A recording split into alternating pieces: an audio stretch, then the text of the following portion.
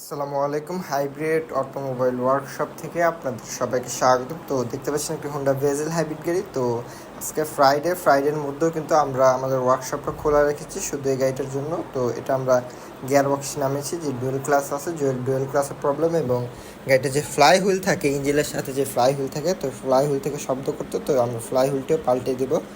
তো আপনাদের যাদের এই ধরনের হোন্ডা ভেজেল হাইব্রিড গাড়ি রয়েছে, এই রকম dual class, fly wheel, gear box বা গিয়ারের সিলগুলো নিয়ে প্রবলেমে ভুগতেছেন, তারা অবশ্যই আমাদের সাথে যোগাযোগ করতে পারেন।